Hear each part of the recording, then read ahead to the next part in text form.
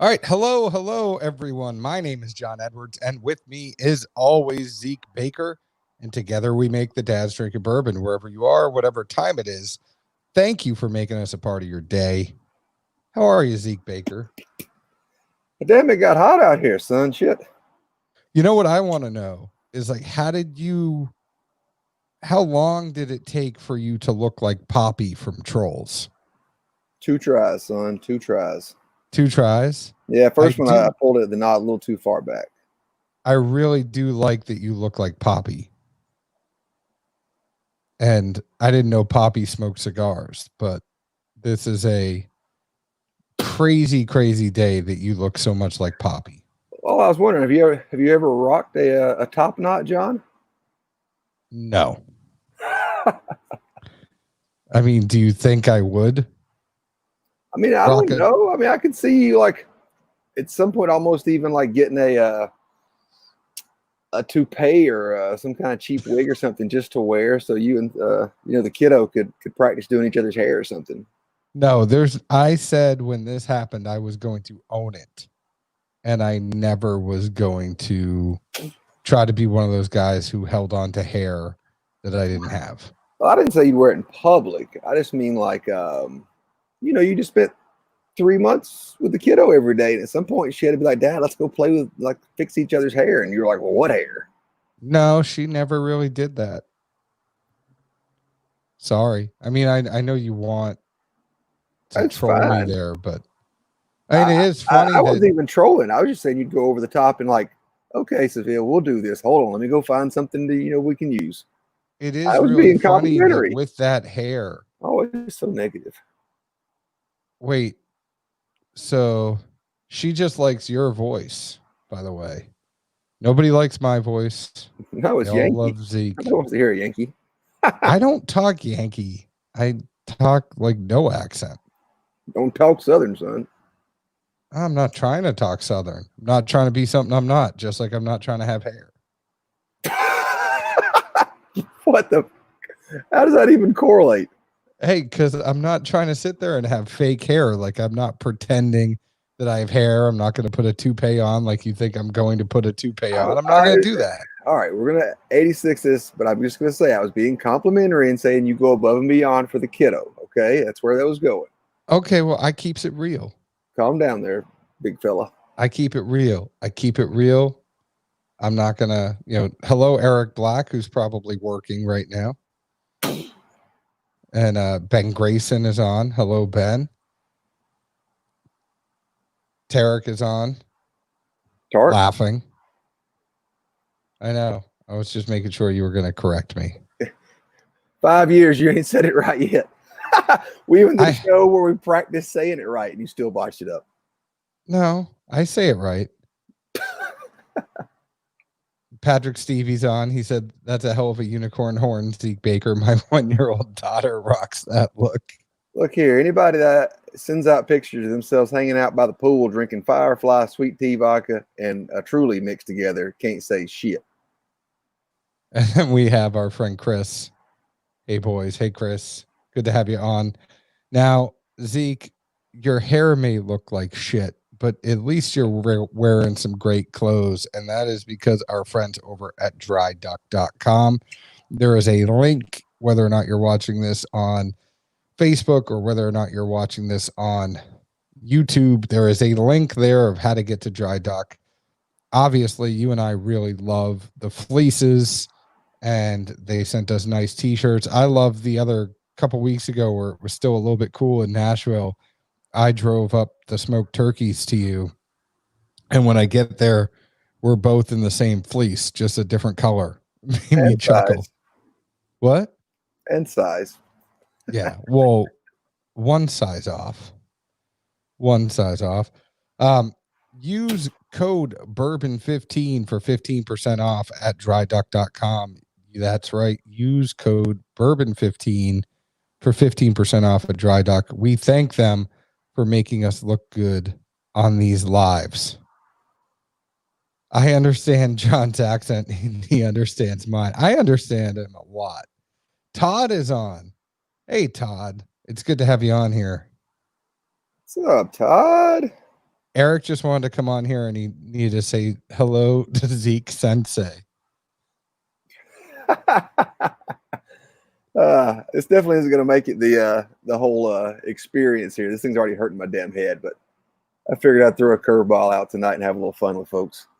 I like Justin Wilson. I don't know what he did with his last name there. And then we have Eric Black said Zeke's hair makes him look like Cindy Lou Who. Then we got Brody who said, "What the heck, Zeke?" So See, heck, that's a John word. Well, that's just a people being.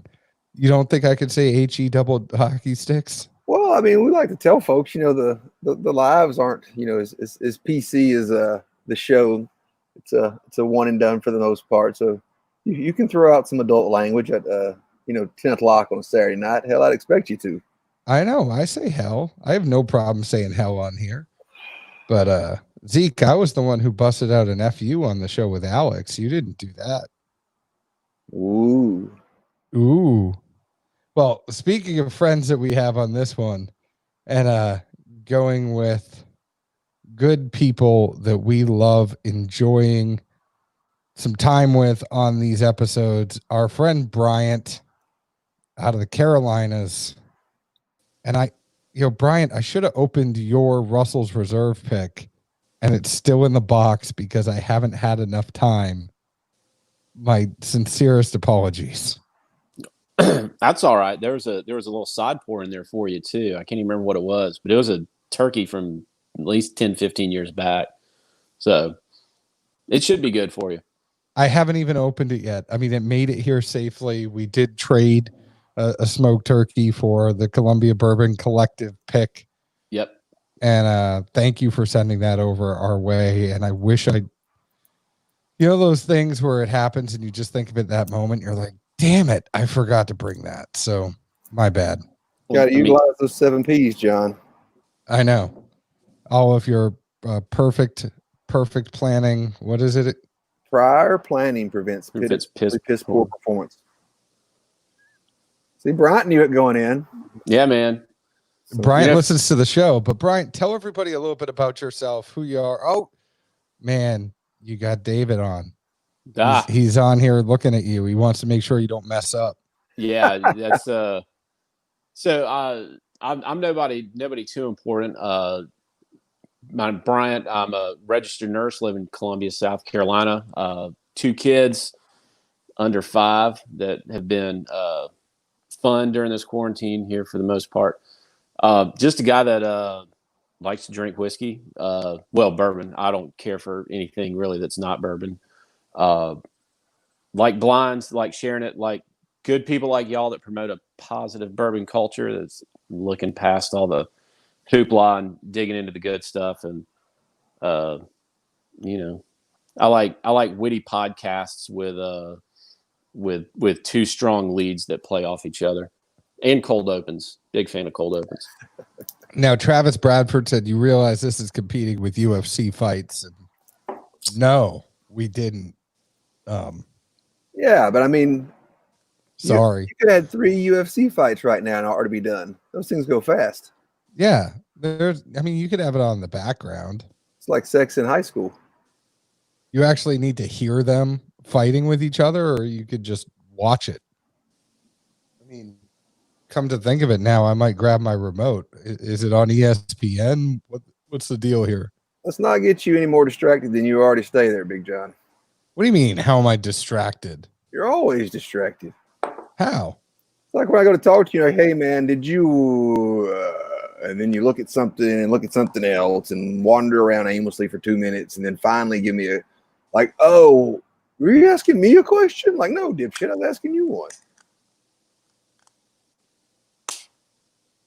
I don't know. That's just because I don't like talking to you. John, you like talking, period. We all know it. I don't like talking to you, though. I like talking to people like Brian. We did have a good conversation. No, I was saying we did have good conversation prior to all this with everything going on, healthcare and whatnot, and the current events of the world. Zeke got up while that was going on, and I was setting up my outdoor hacienda lampshade studio thing. How's that going there? So you got an actual light out there just to make sure people could really see your poppy. Yeah, that's what I'm going to call it, your poppy. No, that would have stood out, period. I was going for the shirt. I've been trying to do a little better here. I realized that like, sitting in the dark didn't do any good for these things. Is that like one of those painter's lamps, Zeke? What's got the little clamp on it that you squeeze, and it's got the little rubber hooks on it, so you can move it about when you're painting a room or something? No, man, this is like a cheap $10 one of them lamps that kind of stands up and opens up at the top in like a bedroom. I just brought it outside. Best thing I had over here. Would you say you love the lamp? My legs are sexier than it is. Just say I love lamp. Eric wants to know what you're smoking. I don't know. I told you guys. I just grabbed them out of a box. All right. Well, like normally you have a story behind it. Like I went and saw this guy at a certain place. It's the same guy. He sent me 75 cigars or some shit. I don't know. If anyone wants to pick up a sponsorship role, I'll make sure I know what I'm smoking. But otherwise, I'm just going to enjoy it. Well, I'm smoking some turkey right now. I've been really enjoying these, even though we picked it. And I know that's where we're supposed to let Brian say, what did you think about the smoked turkey? You're a man that drinks a lot of turkey. Hell, you even have the DSP number on your chest from Wild Turkey right now. I do indeed. I love some Wild Turkey. There's not anybody that knows me or follows on Instagram. I'm a pretty big turkey guy, Lawrenceburg guy with 4 Roses too. I think this is a really, really good pick. I think it's a very unique pick. There's a couple things that stand out to me that differentiate this pick, especially from a lot of the 10-year Camp Nelson F picks that have been around for about 18 months now. I definitely get the smoke on the nose, and it's not as sweet on the nose. Mid palate, I get it's very viscous and kind of sticky for me, which it's what, 8.5. It's a shade under 9, right? Yeah, 8 years. So a little sticky that I kind of get, or viscous that I get with some of the older Russell's picks, and something that I got last night, and it hit me a little bit tonight. I get a little bit of heat towards the back of my palate with this, which is odd for me because I drink a ton of Russells, and then the finish just goes. It's a very, very lengthy finish. More for as Dave the Rarebird would call it, it's more of the Jimmy finish than the Eddie finish. So it's a very unique Russell's pick that I'm looking forward to. As the bottle develops. So. Well, Dave said, "Damn right." Yeah, we gotta make sure we get Dave some of this to get another proper review. He got in the Drink More Turkey last year, so we didn't forget you. We just been inundated with work and life and shit essentially. But well, Dave, we basically told Bryant to share, and he said, "Hell no, I'm not sharing shit with Dave." Well, that's what happened. Well, DJ, if you send him a pic, it'll set out in the garage for a while because I guess John don't carry a folding knife to open up the box to get into it. So no, it's not even sitting out in the garage. It's sitting on my kitchen or dining room table. I just haven't got around to it. This was the first week without the kid. There was a million other projects I had to get around the house. So I was like, this bottle made it safe. I'm just going to let it sit here until I'm ready to open it. Well, I'll tell you, Monday, I had to put one of my cars in the shop Sunday night. So Monday morning, we had to wake up. We had to take my wife to work, and then I had to take the 2 kids to daycare. And I came back into this house Monday at like 8:45, and it was quiet for the first time since February. Oh, man, I know that feeling. And there may or may not have been just a little bit of celebratory whiskey. Just a little sip to just sit in the quiet and contemplate. But yeah, this is a good one. This is like the 3rd pour I've had out of it, so I'm still kind of getting my arms around it. and I'm still getting that little bit of heat towards the back, which is that's kind of throwing me for a loop a little bit. Eric just said definitely unique. Told someone earlier it's very different from the last few Russells I've got. Different in a good way. Yeah, and I'm kind of surprised at the heat because actually I feel like I get that in most Russells. Back third, it's where the rye in there just kind of always rises up on me, and it's never too much, but that's definitely when I pick it up on it. And kind of switching gears just real quick before we get into a little more hopefully interactive stuff. I will say I enjoy sending you our Russells as much, if not more, than most people, just because I know it's going to be a better perspective on it than I'm going to have. And I definitely laughed real good last year and still tell people that the Cliff Notes version of the review for the Drink More Turkeys, both of them, was even really damn good. In a blind, I would have not thought it was turkey. If anything, it seems more Four Roses, but knowing you guys, that kind of doesn't surprise me to find the curveball either. Yeah. Yeah. But while I'm thinking about something, not to switch gears too much, we have on, and Dave just said that's what you want in a turkey pick. Unique, good depends on the person. What you don't want to be is the same, and that's kind of the way that we live. And I think we'd agree with you on that. I just want to throw this out there. We have this KC Wolfpack pick, and a lot of people will know that Anna Kendrick and Justin Timberlake were the two lead trolls in Poppy and Branch. Right now, I feel like giving away a KC Wolfpack. Who was the voice of Prince Gristle in Trolls? People are going to know this, and I don't care if you say who the person actually was or his character in a different movie. I will even accept that. But the first person who says who the voice was for Prince Gristle, and Bryant, this can't be you. Yeah, well, I'm just going to tell the folks at home to fire up the Google box because this Russell's pick strong as new rope, so y'all might want to get one. No, this isn't for the Russells. This is for the Knob Creek. Oh, well, I imagine that one's John good gets too. a question. Jesus. Travis Bradford wins. I'll give that to him. That's close enough. It was McLovin. His driver's license birthday was earlier this week. I think the McLovin driver's license fake ID was June 3rd or June 4th. Saw that on the Instagram. So it's Dave said Josh Gad. I don't know, but Travis Bradford, make sure you message Zeke and he'll make sure you get a wolf pack. You're going to have to send him a label, but see, now you don't feel bad that you were not watching UFC. And for all of you that didn't make it, Zeke's going to say my question was shitty. It was. What? It had nothing to do with nothing. It had to do with the fact that your hair looks like a fucking troll. Don't hate because I got hair, son. Gets cut on Wednesday. Thank you, Jesus.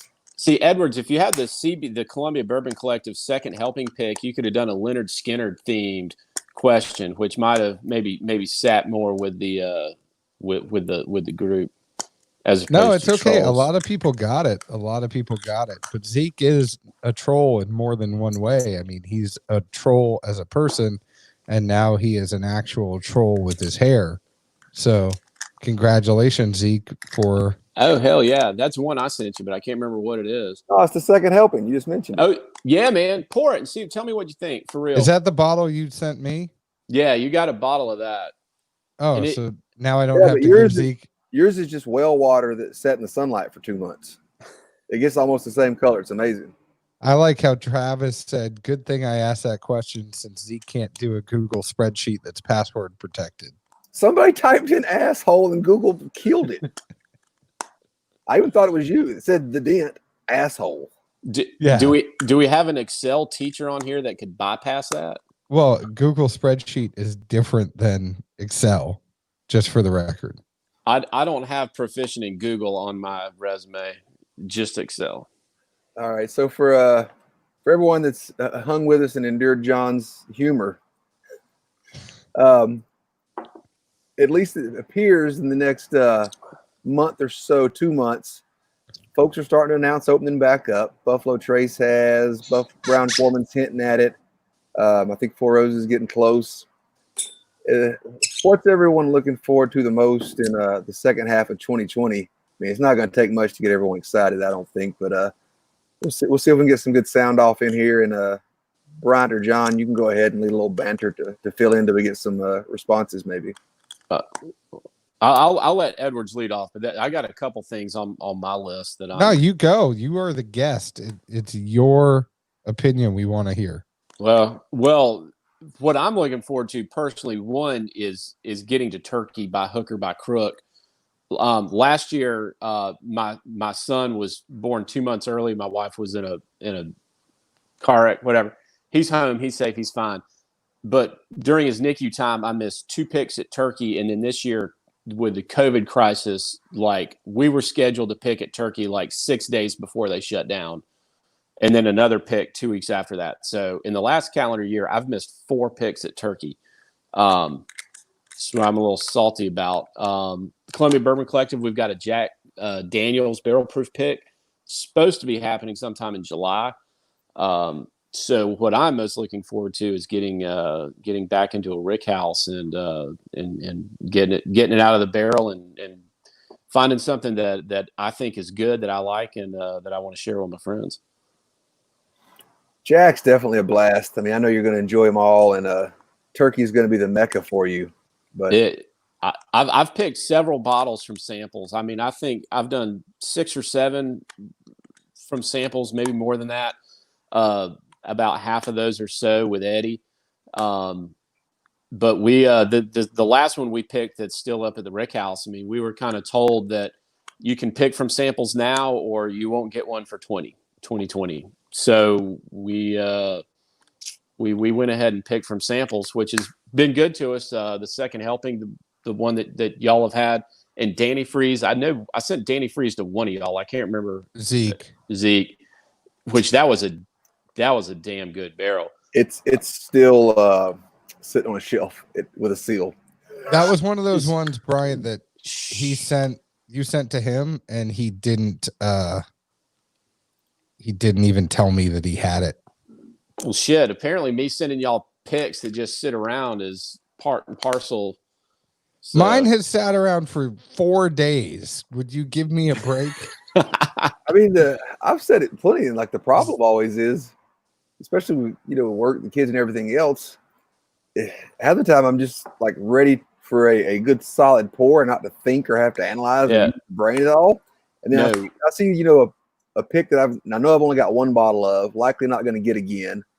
And it's just like, all right, you want to hang on to it. No, I want to try this, and I need to give it its due diligence, but tonight ain't the night, and then tomorrow ain't the night, and then a month later it still ain't the damn night. And it's a little bit of a shit excuse, but no, that's my train of thought. I'm just kind of shaking y'all's monkey tree about it. I'm in the same boat. I've been, dude, this quarantine thing. There's 2 things that have happened with my bourbon consumption besides it increasing. One, I've got this Russell's box full of samples, and I'm sure y'all probably have more than me, but y'all know how it goes. You send somebody a bottle, you throw 2 or 3 in, and they just kind of accumulate. So there for about a month, like I didn't get anything out of a bottle. Like everything, I just like went fishing in my sample box.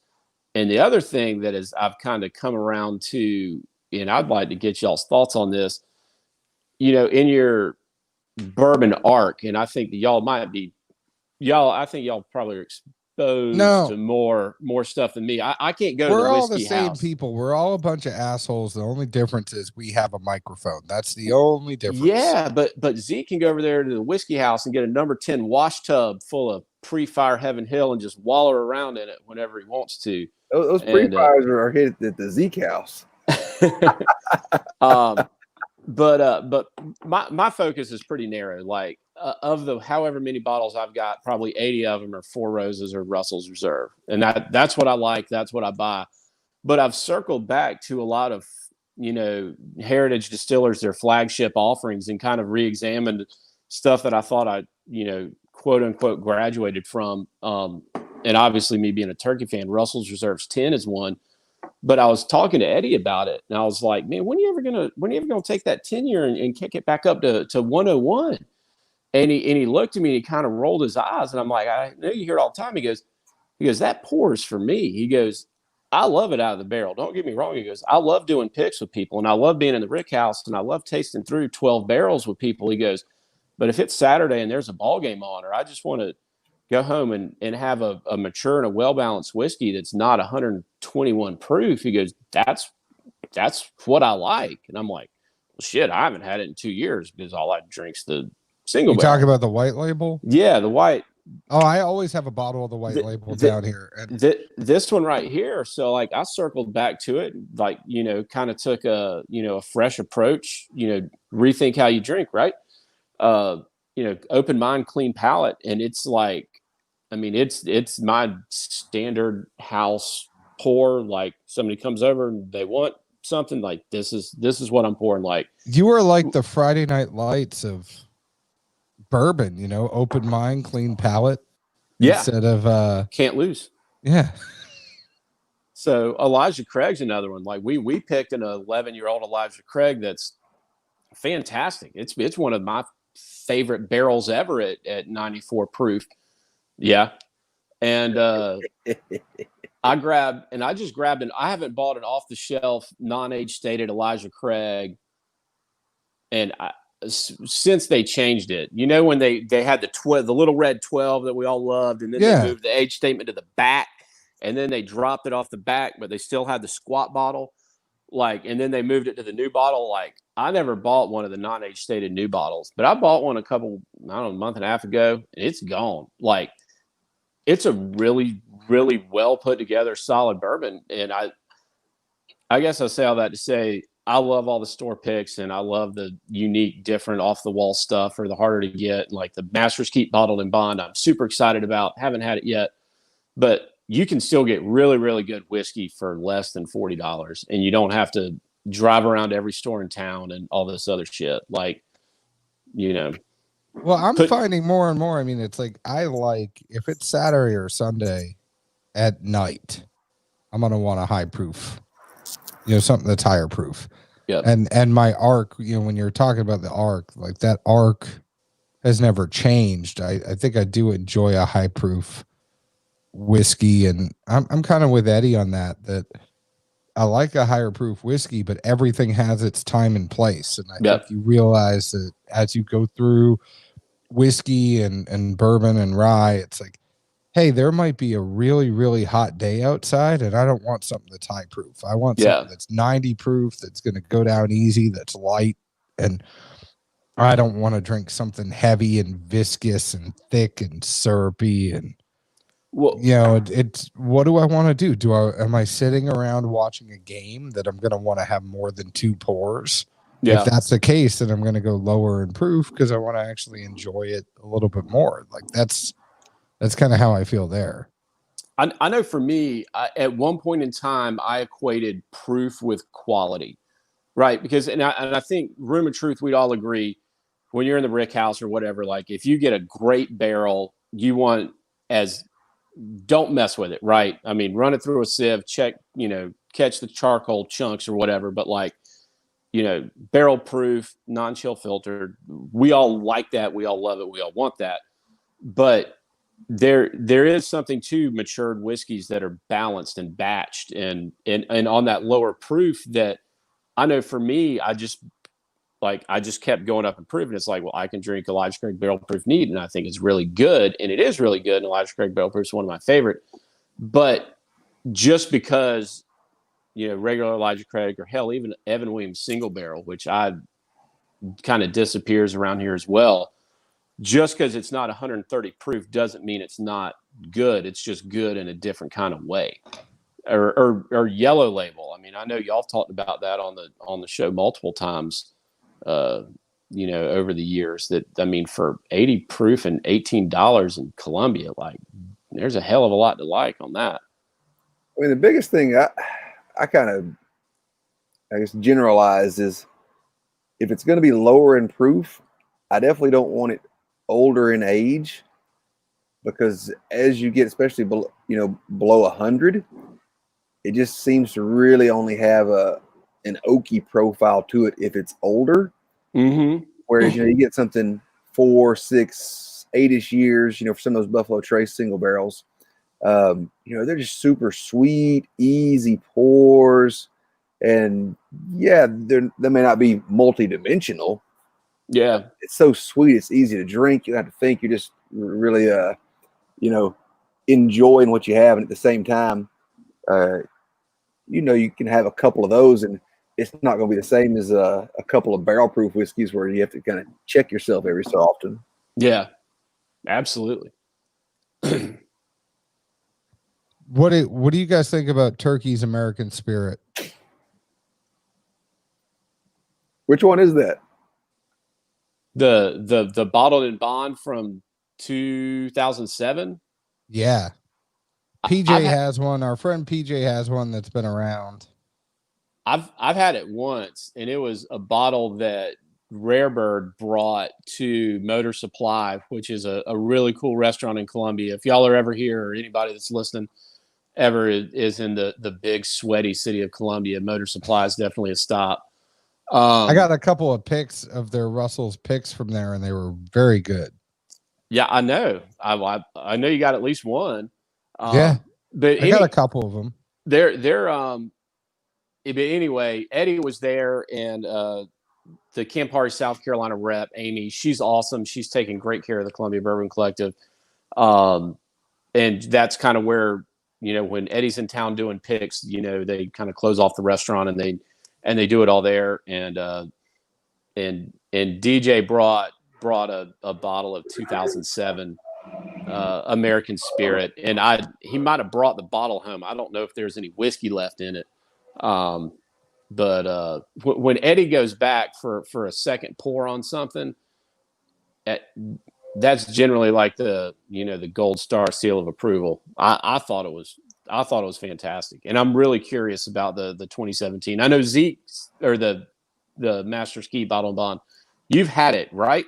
Yeah, we both have. We did a show on it. I haven't listened to it yet. I liked it more than Zeke did. Okay, it hadn't showed up in South Carolina yet, but we're behind on just about everything. We're 2 weeks from everywhere like that. I'll tell you, the first time I had it, though, it needs some air. The first time I had it, I thought it was hot. Yeah, and even at 100, interesting.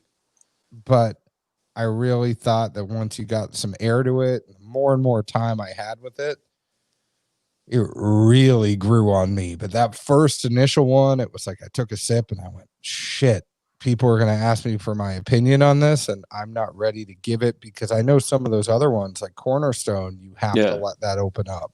A lot of those Masters Keep don't go for a fresh crack. It's almost funny. And you and I are similar in this. I mean, two of our favorite distilleries are Four Roses and Russell's Reserve. And they're both two distilleries that you can't do a fresh crack. No, if you do a fresh crack, you're gonna miss out. You have to let it sit out a little bit. But both of them can be tight when they first open up, in my experience, and that's why I'm really curious about smoked turkey. Like, I've just about got it down past the shoulders, and I like to kind of do that, and then let it sit for 1, 2, 3 weeks, whatever, and then revisit it. I've reached out to some of the men in Lawrenceburg to see what the dump proof on the Master's Keep Bottled in Bond is, because going back 17 years, that's 2003. So that's going back to the old 107 barrel entry proof on it. Where I know that, back in the day, the 80s, early 90s, when they were batching 101, it was about 104, 105 was dump proof, and then they'd proof it down to 101. So I'm guessing that the Bottled in Bond, the 17-year, is probably going to be pretty. I mean, it's obviously it's higher than 100, but I doubt it's anywhere north of 107. It's 17 years. Those have got to be lower floor, rick houses. So wow, interesting. So Dave wants to know the story about our pick. And I think before we get into that, he also has listened to our show because Zeke, he said, etc. That's a prov etc. move. That's a prov move. That is a prov move. But before we get into that, I want to give away another Elijah Craig Wolfpack. Or, sorry, another Knob Creek Wolfpack. You can't even get the stuff right. Jesus, man. Can't even get the stuff right. I mean, we were talking about all this other stuff. I want to give away another Knob Creek Wolfpack. But, Zeke, you look so cute. I want it to be you that gives it away. So, how do you want to give this one away? You can't put a question on me on the fly there, bud. You know I don't. Why? Well. You said you were prepared. You said you were thinking about this all day at work. No, I didn't. I got you, Edwards. All right, you want to give one away? I will. So I'm going to tell a little story about one of our picks, and then I'll pose a question off of that. So the one that John has on his dining room table and that Zeke has a sample of that he has yet to pour is the Columbia Bourbon Collective's second helping. And we dubbed it that because we thought it would drop about the time Thanksgiving was. And again, Amy, our awesome rep, we picked a barrel with Eddie. We loved it. And then the next week she called and said a store backed out and there's a barrel available. Do we want it? And, yes is always the answer to that question.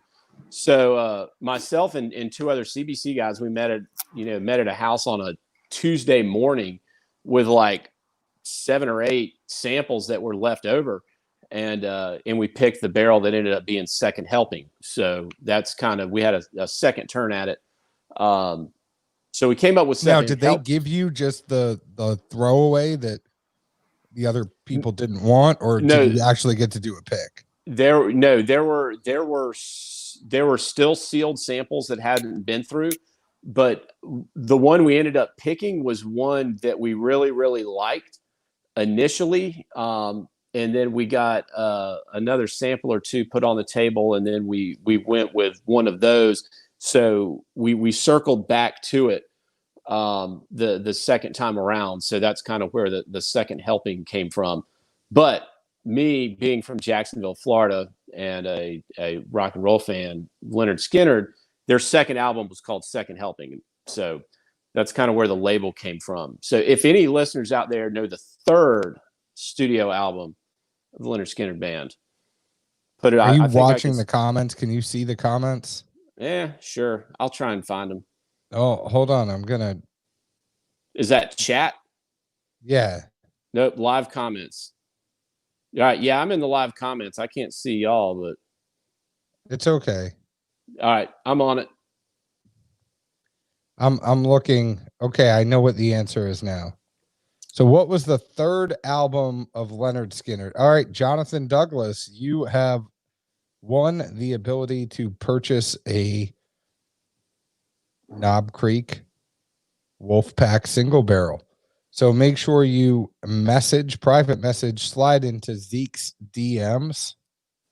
Dude, look at all those people that know, man. Cheers to y'all. Nothing. Yeah, fancy. They all Googled it. It took them a minute. They Googled it, then they looked it up, and now everybody's writing back. Don't make me sad, John. I just like to think there's a lot of people out there that like that 3-guitar attack. Oh, I think I would kind of put it in. Zeke, how many bottles do we have to give away tonight? What are you saying? You put yourself on mute? Zeke put himself on mute. I'm trying to fucking fix this goddamn lighter. No, we're sitting on a few more. All right, so the Skinner question I would ask, because I'm going to give away 1, 2 right now. I would say in the movie Happy Gilmore, there was a Leonard Skinner song that served for the theme of the movie. What was that Leonard Skinner song that served as the theme for Happy Gilmore? Any Skinner fan would know this very quickly. I'm going to check the chat. I don't even know what the hell this is. Well,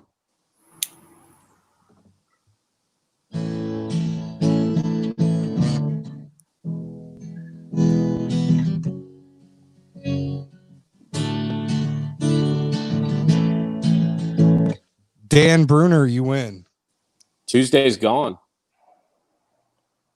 Which I think Metallica did a cover of at one point in time. I'm not 100% sure on that. That's really in Happy Gilmore? That is the whole theme of Happy Gilmore is they do Tuesdays Gone over and over and over. But Dan Bruner, as a if you get this, you have to let Zeke and I get in on your Zoom meeting and get in on that pick with you with Jeff Arnett. That's all we're saying.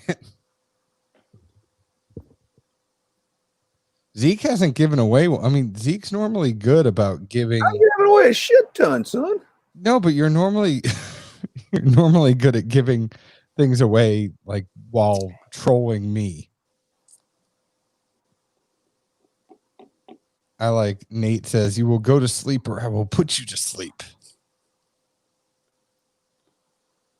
But everybody's coming in very late with Tuesdays Gone. But Dan Bruner, this is you. Oh, Bruner. I wrote down Gruner. Oops. No. What was the first one again? What? I don't know. Are you following this? No, the first. I told everybody they need to reach out to you. Well, I like to write it down. That way I don't end up in this predicament where I have names of people that you claim you don't know and I've never messaged, but they paid for a bottle, John. Travis Bradford there you was go. The first one. I don't know. Second one was Jonathan Douglas. Well, they paid for a bottle and I've never messaged. Shut up and write. I'm just saying. I got Jonathan Douglas. If you want the name, I'm giving you the name. I got the other two. I said, what's the first one, son? I didn't say give me all three. I was giving you all three. I said, what's the first one? That's all I needed. I'm just going to start creating fake PayPal accounts and sending y'all money and badgering y'all to send me bottles. I'm just going to have to use my neighbor's address and walk over there when he ain't paying attention to go pick up the box. My chat does not show you over. So I showed Eric that Dan got in before you. Sorry, just before we start getting a whole thing here. It was real. I saw that Dan got in before you. Sorry. I like we have Jeff. Hi Jeff. I've never seen you before, but I had the same feeling. Chad's here. Hey Chad.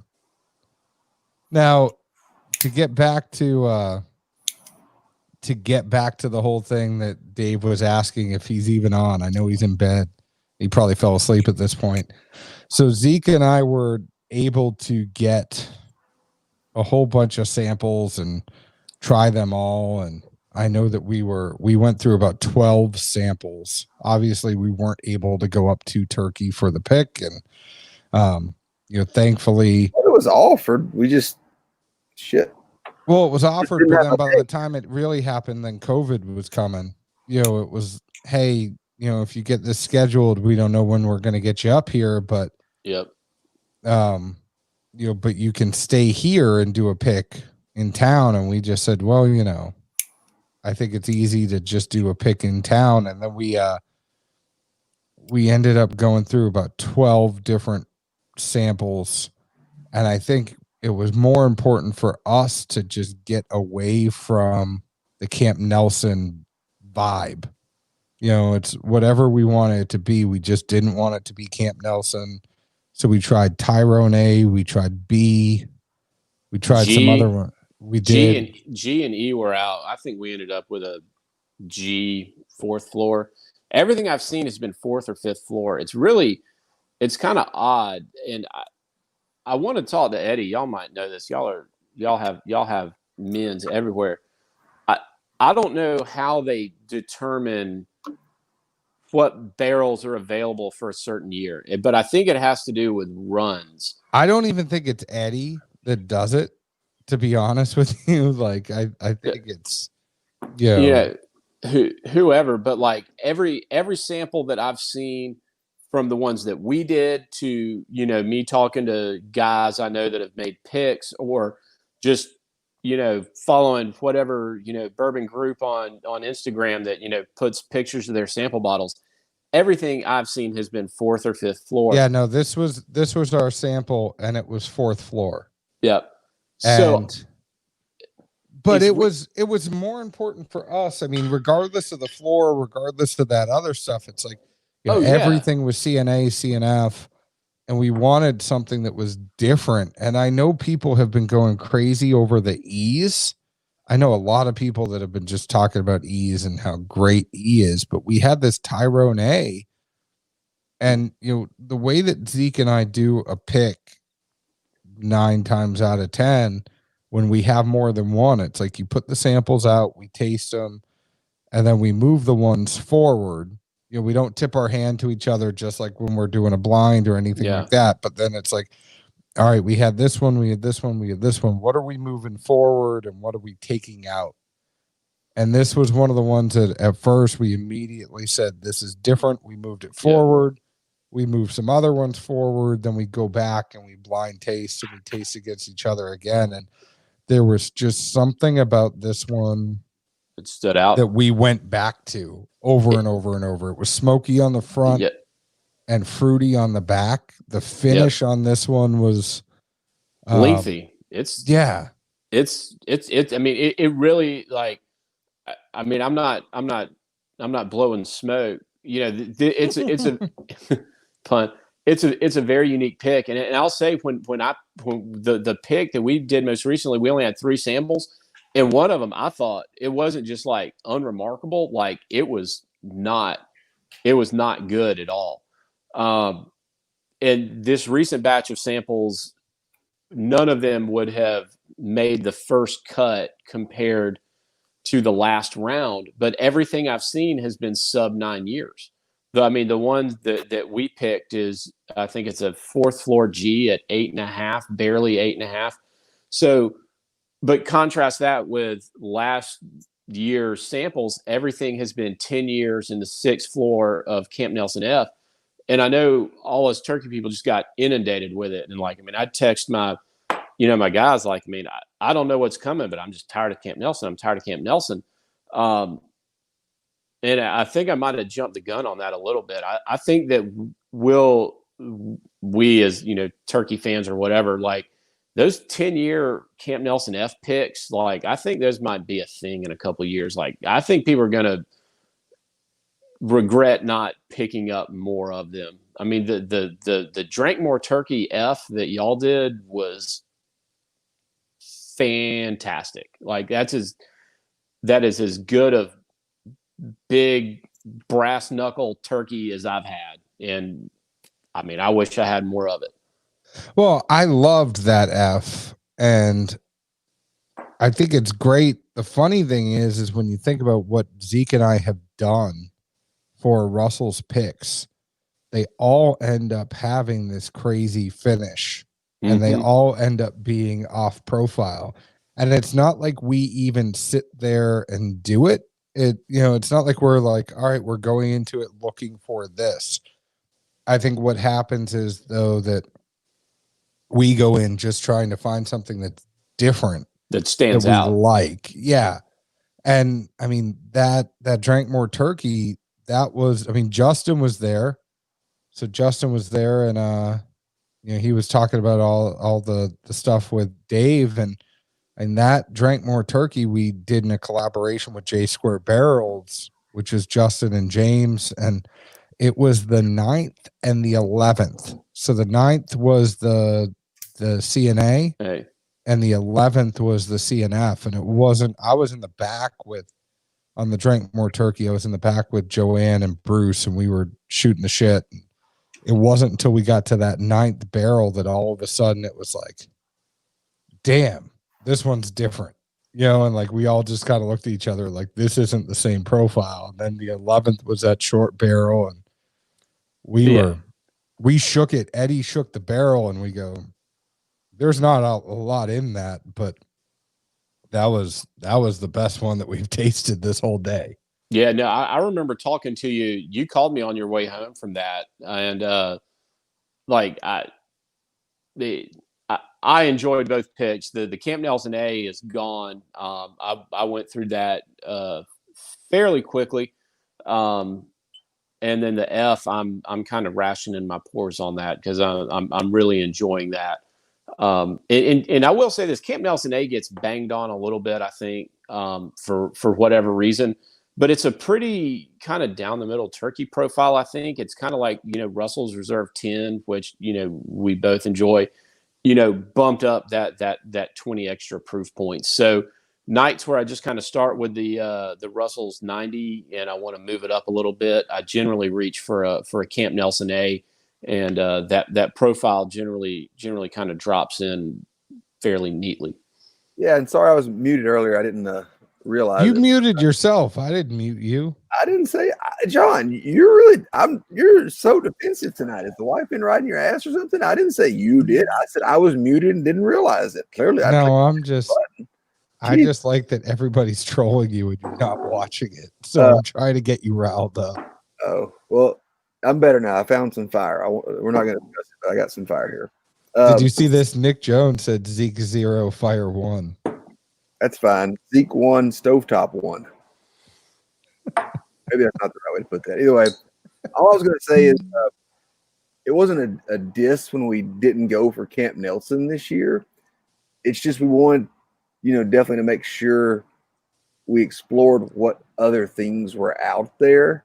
And obviously, we love both ones we did last year from Camp Nelson. So it's not like we're trying to dig on it by any means. No, it's just there's what's new and fresh. It's like if you went to Four Roses and they're suddenly rolling out a new run of something that no one's had. Like 3 years ago, when we did the dog bite, that was the first or second pick off the 6-tier OESVs that came out.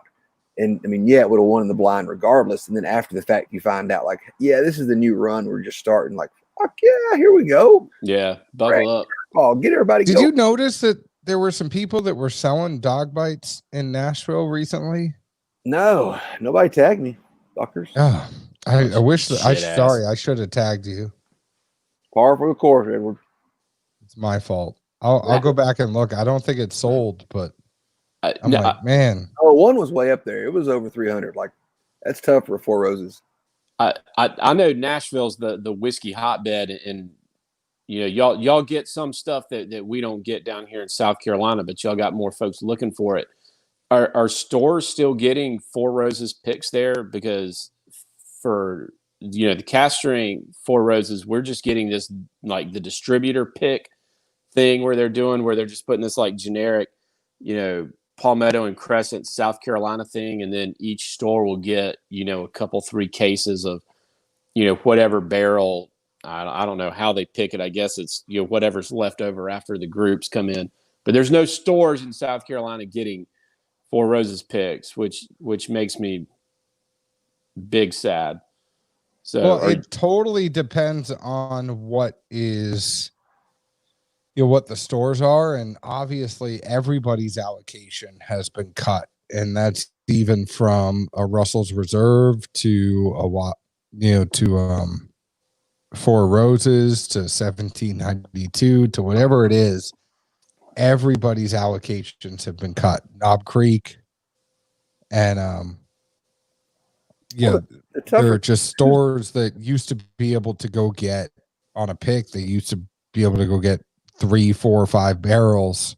It just ain't now happening. Those stores lucky to get one, and the other stores are upset that they don't even have one, but they have to take care of some of those OG stores that have been supporting them from the very beginning, even though they don't have the sales maybe in the white label or the non-store pick label to they're not moving 101, but they were getting a single barrel pick since before everybody else. I mean, there's all sorts of stuff that's going on. You got to take care of those folks. I know that probably doesn't make sense to the spreadsheet folks that don't know anything about whiskey, but if some of those people were to spend a little bit of time listening to podcasts like yours and some other folks that I really think those stores Elixir and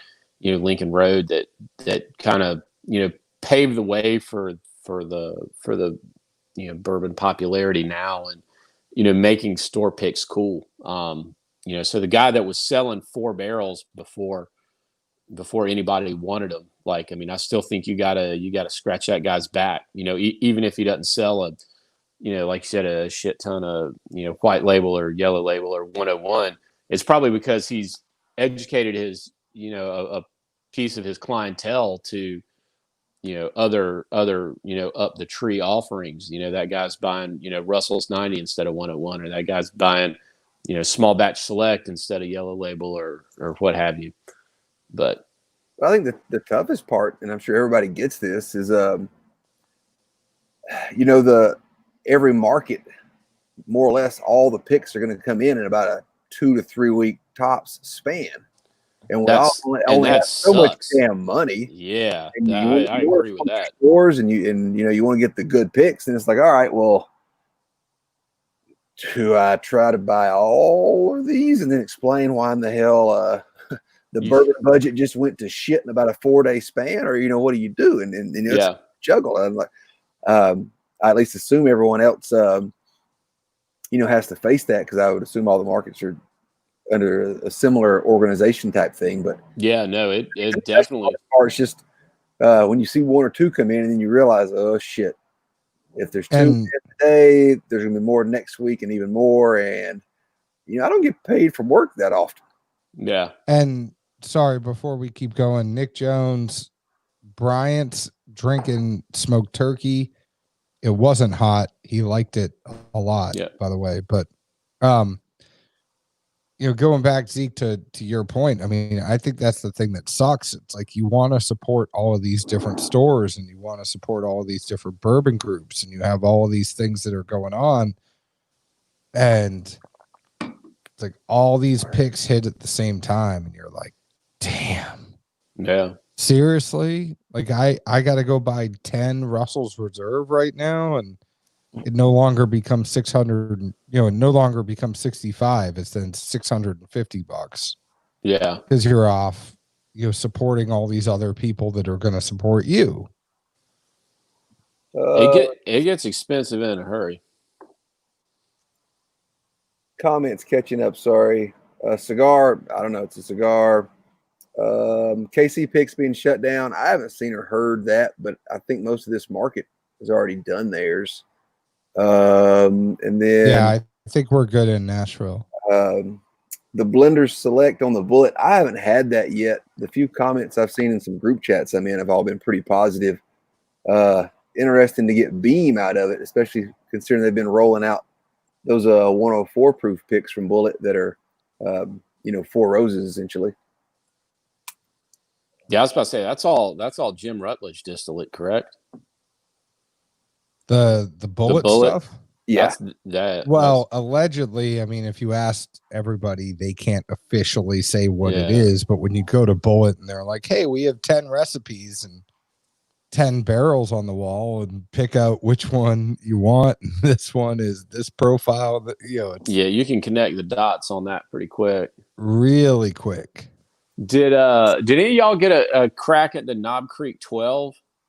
I generally don't buy a ton of like new stuff due to the problem that we just mentioned a minute ago, where like it's just like, whatever bourbon money I've budgeted, it's just like, Russell's picks here or there. Buddy's got one in another state or club, and I've committed 1 or 2. I got one, and I like the Knob Creek 12, but to me, I think Beam has their DNA is heavier than just about any other distillery. I made the comment to a friend of mine. It's kind of like Mexican food. Like it's good, but it's all kind of some variation of picking off a numbered menu. I'm not talking about like the authentic street stuff. I'm talking about the strip mall place. Like I like the Knob Creek 12, but it doesn't strike me as all that much different than a Baker's Pick or a Knob Creek Pick at a little lower proof, or the 9-year Knob Creek. I don't know. Poppy, have you had it yet? Because I haven't had it yet. And at least for me, generally speaking, I always feel like somewhere Beam just seems to, obviously they do some good blends. Booker's usually a pretty damn good blend with some younger juice. But I mean, especially with Knob Creek, to me, the few times I've had the regular 120 small batch on the shelf, I was not a fan by any means. I mean, it was one of those things where that's the first Knob Creek 120 proof I'd had was a shelf label or shelf bottle. And then somebody had a pick, like, you got to try this. I'm like, I don't know about that, man. Like, last time I had that, it was just hot and nasty. Yeah. So you just always wonder, like, who's doing the blending, and is the blending an art in their mind, or is it the next 10 or 20 or, how many ever barrels they'd probably use something as big as Beam? Yeah. Well, I'm not trying to shit on Beam, but there is no reason for me to ever buy a Knob Creek other than a store pick. Like, they put out, the 2001 and the other stuff that goes out there. It's like, there is no need.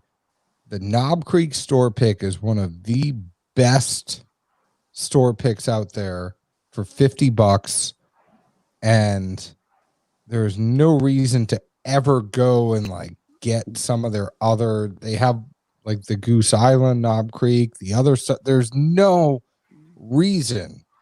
You find a good store pick, load up on it. Why am I going to spend $200 on this other stuff when I could spend $45 to $50 on a great Knob Creek store pick? There's never a reason to deviate from a Knob Creek store pick. Never. Well, there are folks in markets that don't get a ton of picks, or they may not have access to it. I was just going with the theme of, if you haven't had that side of the coin, don't write it off completely, because I'll write it off completely. I will. Why would you spend $100 more on something that? Are your ears working, son? I meant write off like that line, that bottling. I was simply saying, because if you have a 120 proof small batch Knob Creek and you don't think it's hardly amazing by any means or that good, don't say, well, the picks aren't going to be that good either. Oh, yeah. Okay. I'm with you. Sorry. 2 ears, 1 mouth, son. Come on now. Yeah. Zeke's all go, no stop, brother. Zeke, are you going to give away a wolf pack tonight or no? Look, I've given away 40. I've got more to go probably tomorrow morning and night. I'm going to let you guys have some fun here. I get my fun out of these. All right. You have anything, Bryant? You want to give away a wolf pack pick? I mean, we're giving you a tremendous amount of power right now for the people that are still on. Oh, man, I don't know. I only had one halfway decent trivia question that I now found out everybody Googled instead of knowing it. I don't know. What's the year that Georgia last won a national football title? It's easy. Dick. Yeah, a long goddamn time ago too. That would probably be an appropriate year. Zeke knows the answer to this. Everyone in Georgia does. It's painful being a Georgia sports fan. I just want to hear you say it. Painful. So I don't know the answer to this. It's I'm gonna. What year is it, Zeke? Slade got it. At least that's the first one I see. 80. Wow. It was that long? Yeah. It was 30 years. 40. Is that 40? Yeah, because I turned 40 this year. So shit, I can't do math. Obviously. That's right. Go Dogs. Damn right. Honestly though, I got to get you to Jacksonville this year, man. Has to come back though, right? Oh, we're all going to agree on this. Like, I will. The morale of the whole fucking country. We need college football. Right? It has to happen. It has to happen. It will. Here's the thing. It's going to happen because all those athletic departments have to have the money. They got to have the TV money. Like, and there'll be some sort of season by hook or by crook. I know there's a Bourbon show, but in the south part of the country, Bourbon and college football are laid over on top of each other pretty thick. We've talked about Bourbon enough. Let's get some real world shit going here. People can Well, so I'm going to give away another bottle. Jesus. So I'm a Kentucky fan. Well, it's your alma mater. You can't really. You got to be a little more than a fan. I know. Everybody that lives in Kentucky is a fan, John. Stoops is building a solid program up there, man. I know. And I have to say that the 1950 Kentucky Wildcats won a national championship. Now, granted, it was the Saracen ratings. It wasn't the other ratings, but they won a championship in 1950. Who was the coach of the Kentucky Wildcats when they won a national championship? Paul Bear Bryant. What, do you want a bottle of the KC Wolfpack? Is that what you think? All right, so that's gone. That question's gone now. Sorry.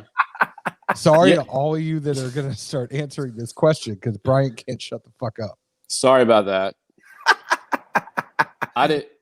Sorry I ruined your wild turkey party, your Kentucky Wildcat party. So good.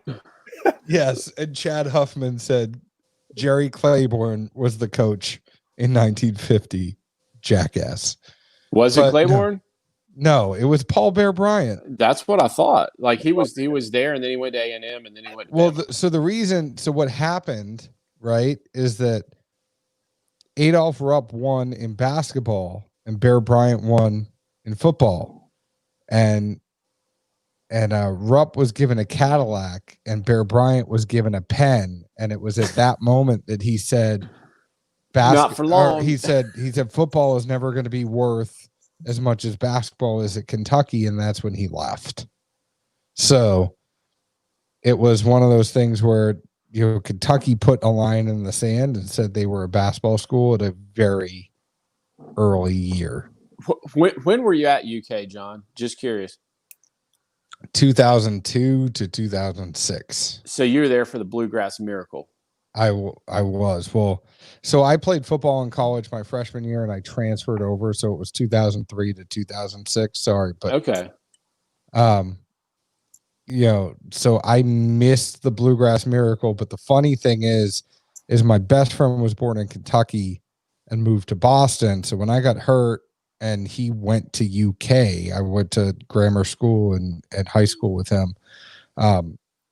I went down to visit at Kentucky for the LSU basketball game right after the Bluegrass Miracle. So it was the first time that LSU and Kentucky have faced off after that. Now, with my press pass, though, I was in the end zone when Kentucky caught a last-second pass to beat LSU. And I was at the LSU game, so I actually 07? I covered the LSU game, and then I covered so I rushed from the LSU game that day to cover the feature race at Keeneland. So I had to go. I was on the radio twice that day. I did the pre and post game for Kentucky football, and then I rushed over to Keeneland to do the feature race. It was a crazy day. John, how come none of these broadcasts have ever surfaced? We need to hear Big Cat in his early days. Do you need to hear some Big Cat stuff? Not right now. I'm just saying in general that you could put up a link or two at some point. I have some discs. Like the one in your back you threw out a few weeks ago? Yeah, that's all I'll say. I have some discs. You got to keep that demo tape ready to roll, man. In 2005, I saw 2 college football games in one day. I went to see where I went to school, a little Division II school in South Carolina, Presbyterian College. They played a playoff game against Central Arkansas and got rolled. And then Clemson, Carolina was that night. So I drank beer or whiskey for about 17 hours in a row and went to 2 football games. And it was fun. I don't know if I'd do it again, but I'm glad I did it once. I don't know if that's a would question or could. We're all getting older around here. Shit, I'm just hoping to go to 1 college football game this year, much less 2 in one day. I don't even know if there's going to be anything this year. There's going to be games, some bitch. You think so? There's going to be something. I mean, all those athletic departments are going to belly up without the TV money. All right, now that Bryant ruined the question. So now we need another question to give away a wolf pack. I don't know what the question is. Zeke, do you have anything that could be a good question? John, I do this in the reg. I'm letting y'all have some fun here. But like, even I would almost think if the NCAA for some whatever stupid ass reason tried to like balk at having football this fall, I could see some conferences just saying like, "Fuck it, man." Yeah. Our teams are still going to play. SEC, they're going to make. Yeah. The SEC will play a damn 12-game all conference schedule if they have to. Like that's gonna happen. I don't see it not happening. It's too engraved in everyone, and the year's been downtrodden enough. Like second half, we got to come in strong. Yeah, I have nothing else. Let's just kind of let this go. I think, Bryant, it was great spending some time with you. Yeah, I appreciate you guys having me on. I when I say that I appreciate y'all promoting a positive bourbon culture, I'm not just shooting a line of shit on y'all. Like, your core foundation of doing blinds and looking at it. What do you like? Why do you like it? Don't pay attention to the label or like it because the Instagram bourbon crowd likes it. Like I think that is a good thing for this hobby, and don't stray from where y'all started, man. Keep doing your blinds and keep banging that drum. Well, the only problem with the blinds, and we want to do more blinds. We obviously would do more blinds. I think Zeke had another kid, and buddy, that second kid is a game changer. The second kid is a game changer. So Chad wants to come on. Chad, you can come on the next live show. Zeke, are you okay with that? We'll let Chad come on. The next live show. I've done multiple shows with Chad. It's one of my side pieces. I know. So let's have your side piece come on this one, and I'm just gonna watch. I'm not gonna get involved with you two, but I'll just watch. That sounds a little kinky, John. I don't know. You two have a little kinky thing going on anyway. Brant can't watch her. He has to pay $100. Oh, no shit today. So that's your question. Where did that come from? For the folks at home, Zeke. That's how you're going to give her your bottle away. Well, yeah. So randomly today, while I'm at work, I happen to like walk past the front counter and go grab some shit. Literally see a woman missing a pinky toe, and like I almost just bust out fucking laughing. Like she's wearing flip-flops in public, and there's no pinky toe. I'm just like, "You want a fucking toe? I'll get you a fucking toe." I almost had to say something, but I was like, "No, that probably wouldn't work well for business." So Nick, yes, you can go live. The other thing is, Chad said, "Don't get jealous." Chad, I'm not jealous. You want Zeke to be your co-host? You can fucking take him. Like. Bryant will come on here and do this show with me. I'll get other people. There'll be a rotating cast. But Chad, you go ahead and make him one of the boys. I just want to do a cold open one time. That's all I want. We'll let you go to a cold open. If we ever get to pick a barrel at Jack, I'm going to be standing on somebody's doorstep with a bottle of 101, just hoping somebody doesn't call the law and I get to hang out and drink whiskey with y'all. Who's this? Hi, Zeke Poo. Hey, now you never know around here, John. I don't know what's going on here, but hi, Zeke Poo. See if you had this thing, you'd be going crazy right now. Oh, wow. Chad just said I've had guys who don't help at work before, so it shouldn't be a problem. You would be perfect then with Zeke. I would be very excited to have somebody that maybe posted something every once in a while on social. Oh, yeah. Did anybody get the trivia or no? I wasn't paying attention. There is no, the trivia. Bryant said the answer before. No, before that. You just threw one out. John, do you pay attention to anything? No. Brant can't watch or he has to pay $100.